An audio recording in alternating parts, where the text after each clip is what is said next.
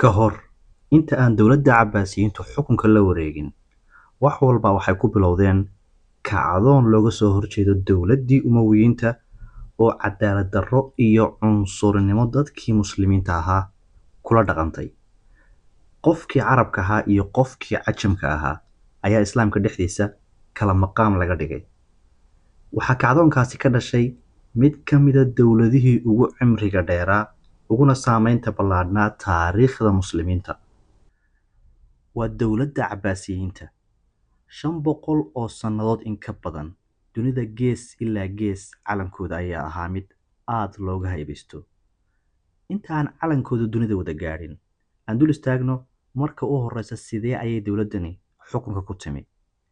Kadib geeridii Nabiga sallallahu alayhi wasallam, waxaa xukunka Islaamka iskaga kala dambeeyay 4tii khaliif ee Muslimiinta: Abubakar, Cumar, Cismaan iyo Cali. Waxaa ku xigay dowladdii Umayyadeed. Halkaasi markay taariikhdu marayso, dowladda Umayyadeeduna 90 sano ay xukunkii Islaamka haysato, waxaa soo ifbaxay mucaarad weyn oo looga soo horjeedo dowladda Umayyadeed. Waxaa lagu eedeynayaa muxuu yahay? Umayyadeed waxaa lagu haystaa inay dadkii Muslimiinta ahaa kala sarreysiinayaan. Dadka asalkoodu Carabta ahaa ayay booska sare geeyeen. Dadka intii kale sida Farisiyiinta, qabiiladii Afrika deganaa iyo Muslimiintii kale ee aan asalkoodu Carabta ahayn, waxaa la saaray cadaadis. Ganacsigoodana waxaa lagu soo rogay cashuur ka badan tan dadka Carabta ah laga qaado. Sidoo kale, boosaskii sarsare ee dowladda Carabta keliya ayaa lagu koobay. Arrinkaasi waxaa kacdoon ka sameeyay dadyowgii Muslimiinta ahaa ee aan Carabta ahayn. Dagaallo ayaana lagu bilaabay Umayyadeed. Waqtigaasi waxaa la yidhaahdaa qabiilku aad ayuu saameyn weyn ugu dhex lahaa Muslimiinta dhexdooda iyo dhaqankii Carbeed ee waqtigaasi jiray. Umayyadeed waxay ka soo jeedaan qabiilka reer Banu Umayya, halka Cabbaasiyiintuna ay ka soo jeedaan Cabbaas bin Cabdulmutalib bin Haashim oo ah qoyskii uu ka soo jeeday Nebi Muxamed sallallahu alayhi wasallam oo ah reer Banu Haashim. Cabbaasiyiinta haybtoodu halkee ayay sal ku haysaa? Nebiga awowgii Cabdulmutalib, wiilashiisa waxaa ka mid ahaa Cabdullaahi oo ahaa nebiga aabihii, Abu Taalib oo ahaa ninkii gaalada Qureysheed ay kaga baqi jireen nebiga, sidoo kalena ahaa Cali ibnu Abi Taalib aabihii. Sidoo kale waxaa wiilasha Cabdulmutalib ka mid ahaa Cabbaas ibnu Cabdilmutalib oo ah qoyska dowladdani Cabbaasiyiintu ay ku abtirsato. Cabbaas markaas waa nebiga adeerkii.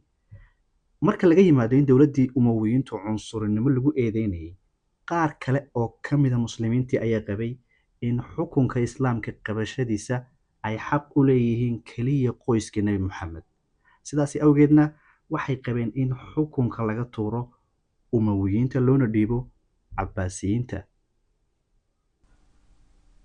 750kii markay taariikhda miilaadiga ay ku beegmayd, taariikhda hijrigana 132 ay ahayd, waxaa dhacay dagaalkii Alzaab oo ka dhacay webiga Alsaab oo ahaa dhulka maanta ama ku yaalay dhulka maanta Ciraaq loo yaqaano. Dowladdii Umayyadeed waxay dagaalka ku soo galeen 100,000 ilaa 120,000 oo askari, halka ciidanka Cabbaasiyiintuna ay ahaayeen 30,000 ilaa 40,000 oo askari. Waa laba ciidan oo aad u kala badan. Sidaas oo ay tahayna, ciidankii Umayyadeed ee tirada badnaa waa lagaga adkaaday dagaalka. Ciidanka Umayyadeed waxaa hogaaminayay Marwaan ibnu Muxamed. Markii ciidankiisii la jabiyeyna, wuxuu goobta kala cararay naftiisa. Wuxuu u fakaday Marwaan dhinaca dalka Masar, laakiin ciidamadii Cabbaasiyiintu halkaasi kagama aysan hadhin. Waxay ka baqayeen inuu halkaasi mar kale dowladdii Umayyadeed dib u soo dhiso oo awood raadsado. Si aan taasi u dhicin, Cabbaasiyiintu waxay ku qasbanaayeen in hogaamiye Marwaan ay sii ugaadhsadaan, waxayna kaga daba tageen dalkaasi Masar. Halkaasi ayaana ku dileen hogaamiyihii 14aad ee dowladdii Umayyadeed. Sidaasina dowladdii Cabbaasiyiinta ayaa badi dhulkii iyo xukunkiiba gacanta ku dhigtay. Qaabka ay dowladdan Cabbaasiyiintu xukunka kula wareegeen waxaa ku jira qisooyin dhiig badan iyo shirqool leh. Intii ay dowladdani kacdoon ku jirtay, waxaa la dilay hogaamiyahoodii waqtigii halganka, waxaana xilka kala wareegay walaalkii abulcabaas cabdullaahi ibnu muxamed oo ku magac dheeraa assafaax oo la micno ah dhiigyacabkii. assafaax ayaa sidaasi ku noqday khaliifkii u horreeyey ee dowladdani cabaasiyiinta ahna imaamkii iyo hogaamiyihii guud ee muslimiinta kadib guushii ay ka gaadheen dagaalka. markan ciidankii umawiyiinta waa la jebiyey, badi dhulkii ay ka arrimin jireenna waa laga qabsaday, laakiin saraakiishii iyo raggii sarsare ee umawiyiinta qaar badan ayaa kasii nool. saraakiishani waa kuwo dhammaantood ka soo jeeda qoyskii saldalada boqortooyada umawiyiinta ee reer banu umaya. inay dhammaantood isku qoys ka soo jeedaanna waxaa sababay maadaama xukunkii umawiyiinta boosaska sarsare loo dhiibi jiray qoyska reer banu umaya. saraakiishan reer boqorka ahi si xornimo ah dibadda uma joogaan, laakiin waa ay dhuumaalaysanayaan maadaama ay ogyihiin in xukunka cabaasiyiinta uu hayo assafaax oo ah nin dilaa ah.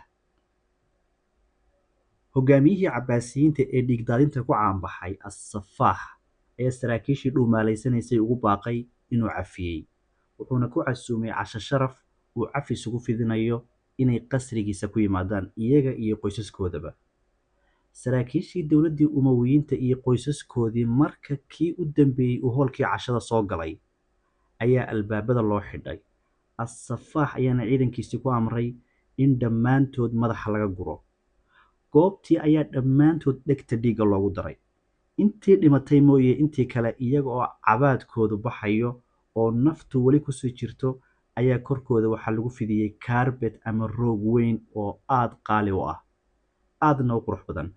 waxaana lasoo kordhigay kuraastii boqortooyada. hogaamiyihii cabaasiyiinta assafaax iyo saraakiishiisii sarsare ayaana ku fadhiistay.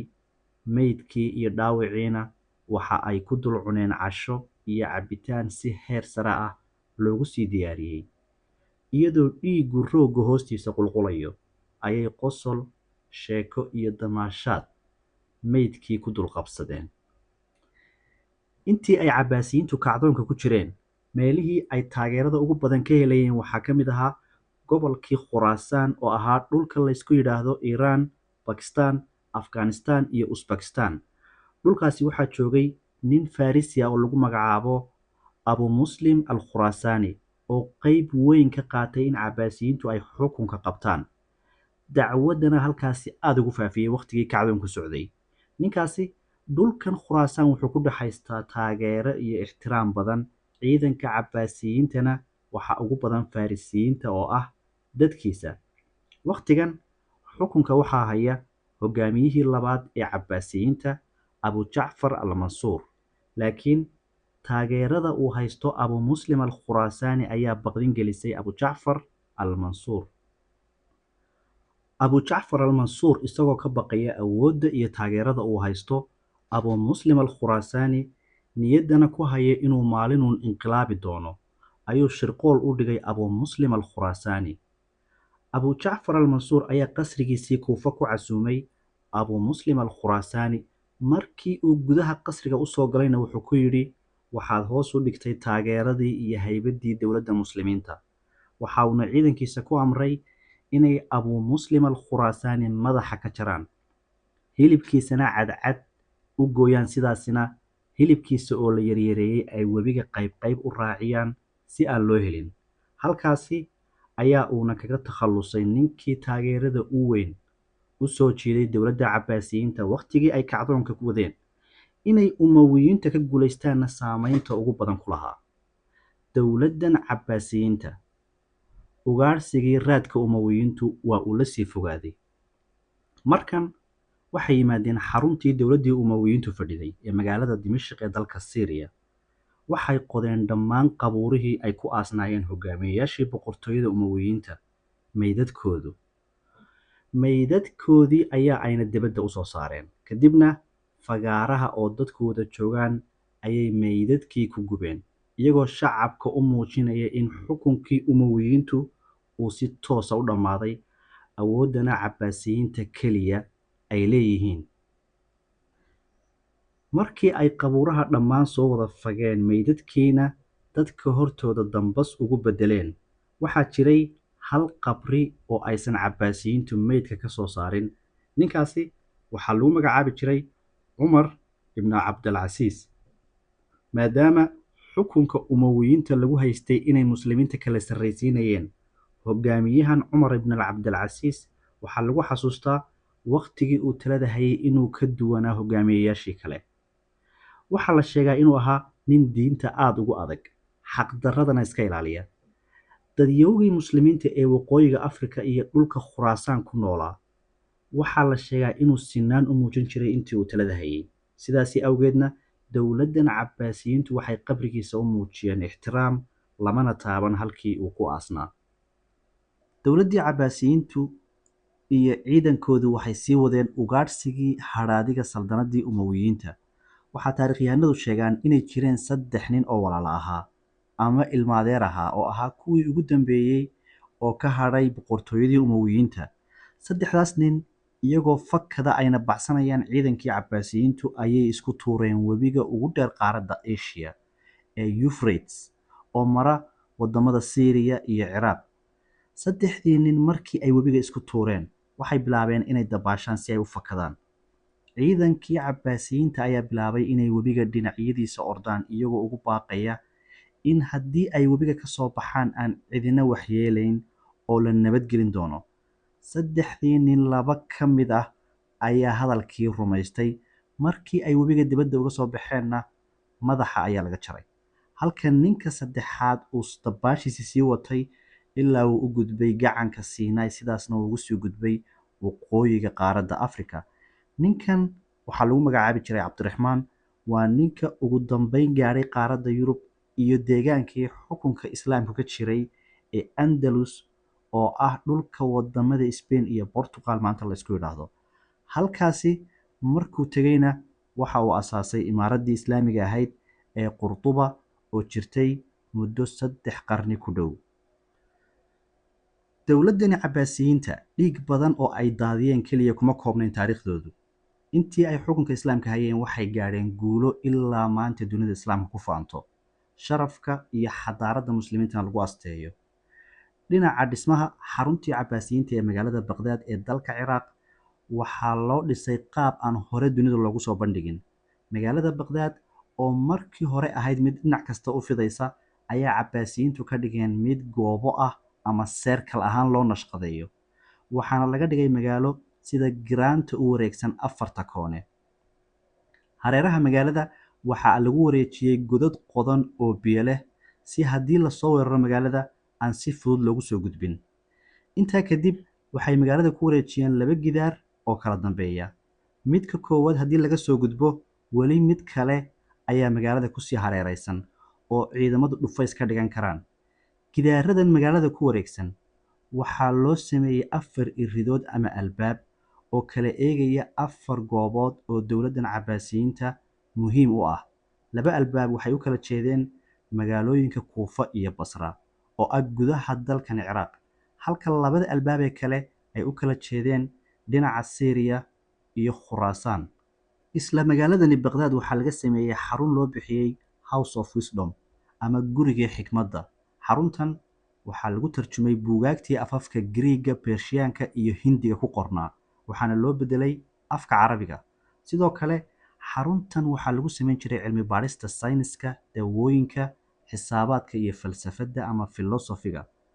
Raggii khubarada ahaa ee xaruntan House of Wisdom ka howlgeli jiray waxaa ka mid ahaa Moxamed ibnu Muusa al-Khawaarismi. Waa ninka lagu magacaabo aabbaha aljabra. Ka hor Cabbaasiyiinta, xisaabyahanadu markay rabaan tusaale ahaan inay cabirka shay dhererkiisa helaan, waxay ku qasbanaayeen inay isticmaalaan geometry iyagoo sawiraya xariiqo ama afargeesyo si loo soo saaro xisaabta. Laakiin Cabbaasiyiintu aljabra waxay ka dhigeen qayb ka mida xisaabta oo goonideeda loo isticmaalo, problemkana lagu xalliyo. Waa meesha ay ka timi in isla eg ama equation la isticmaalo si loo helo x ama x.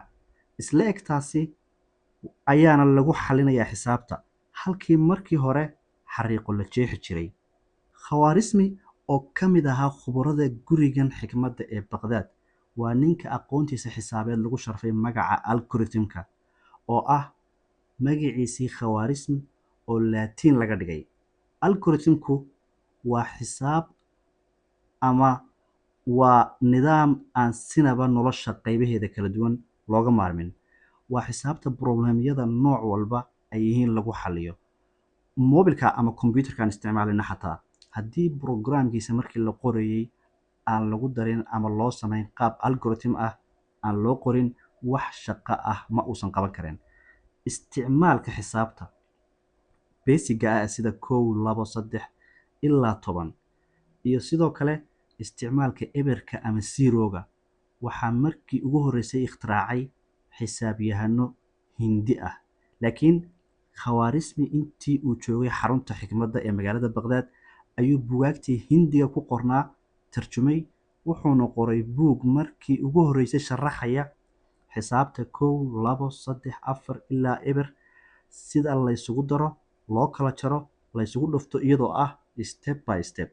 Maadaama xaruntan cilmi baadhista ee House of Wisdom ay dowladda Cabbaasiyiintu sameeyeen, iyaguna markaasi ay maalgelinayeen wixii waxqabada ah, dowladdani Cabbaasiyiinta ayaa loo tiriyaa. Waqtigii dowladda Cabbaasiyiintu talada haysay, waxay sameeyeen dhakhtarro ama cisbitaallo waaweyn oo markii hore dunida Islaamka noocooda hore aan loogu arag. Waxay qoreen diiwaanka kelmadaha caafimaadka iyo tarjumaadooda ama encyclopedia caafimaadka. Waxay horumariyeen qalliinada, daawo samaynta iyo daaweynta xanuunada. Dhinaca xidigiska ama astronomiga ayaa ay wax badan kusoo kordhiyeen. Waxay sameeyeen magacyo iyo tilmaamo saxan oo xidigis ah. Waxay si saxan u xisaabiyeen dhaqdhaqaaqa iyo socodka meerayaasha. Dhinaca dhismayaasha aad bay dowladdani ugu xeeldheeraatay. Waxay dhiseen masaajido, qasriyo boqortooyo, maktabado, iskuullo, biriijyo iyo kanaallo biyo xidheen ah. Dhinaca ganacsiga waxay isku tallaaleen shabakad ganacsi oo China, Bariga Dhexe, Bartamaha Aasiya, Bariga Afrika, Galbeedka Afrika iyo Yurub isku xidhan. Lacagtoodii dirhamka iyo diinaarka ayay suuqa geliyeen. Dukumentiyada dowladda iyo cashuurahana afka Carabiga ayaa lagu fulinayay ganacsiyada intaasi isaga kala goosha. Dowladdani waxay aqoonta ka soo baran jirtay meelaha xadaaradaha iyo aqoonta fogi taallo. Dalka China waxay ka soo barteen sida loo sameeyo waraaqaha ama xaashiyaha wax lagu qoro. Sidaasina waxay sameeyeen warshado iyagu ay leeyihiin oo dhirta loogu beddelo waraaqo. Samaynta warqadahaasi waxay dowladdan Cabbaasiyiinta u fududeysay in buugaagtii iyo kitaabadii diinta Islaamka ku qornayd si fudud loo daabaco oo markaasina dunida daafaheeda diinta Islaamka si fudud loo geeyo. Arrintaasi samaynta waraaqaha iyo daabacadda kitaabadu waxay sababtay waqtigii Cabbaasiyiinta in diinta Islaamku Aasiya, Afrika ilaa Yurub si fudud ay ku gaadho. Kadib geeridii Nebiga sallallahu calayhi wasallam, diinta iyo xadiisyadii Nebiga muddo 200 oo sano ah ayaa qofba qofka kale u sii sheegayay. Laakiin waqtigii Cabbaasiyiinta waxaa suurtagal noqday in xadiisyadii Nebiga sallallahu calayhi wasallam la qoro. Waa waqtigii la qoray labada kitaab ee saxiixeynka, Saxiixul Bukhaariga iyo Saxiixul Muslimka.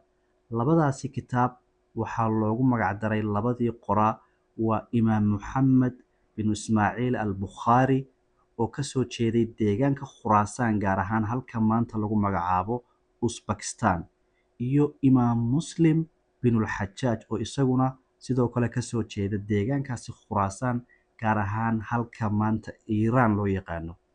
Labadan imaam waxay ahaayeen macallin iyo ardaygiisii. Imaam Bukhaari wuxuu ahaa macallinka, Imaam Muslimna wuxuu ahaa ardaygiisii.